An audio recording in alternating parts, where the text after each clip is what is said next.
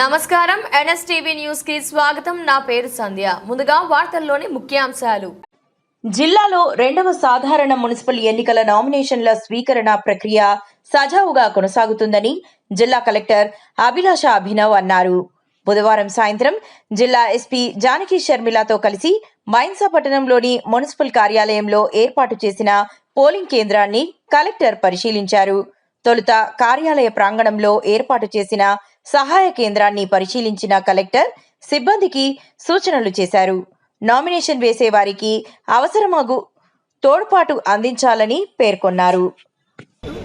Contesting candidates కి check list అవన్నీ కూడా ఇప్పుడు ఏర్పాటు చేయడం జరుగుతుంది. సో అన్ని ఫెసిలిటీస్ ఇక్కడ ఉంది.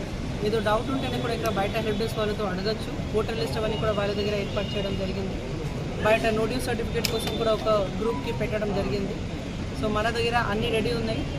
ఎవరైనా ఇంట్రెస్టెడ్ క్యాండిడేట్స్ ఉంటేనే వచ్చిగా నామినేషన్ ప్రక్రియ యూజ్ చేసి ఫర్దర్గా మీరు మూవ్ అవ్వాలి. టైం లైన్స్ చాలా ఇంపార్టెంట్ ఉన్నాయి. స్టేట్ ఎలక్షన్ కమిషన్ ప్రత్యేకంగా టైం లైన్స్ ఇవ్వడం జరిగింది. 30th is the last date కాబట్టి ఆ లోపు అన్నీ చేయాలి. Thank you.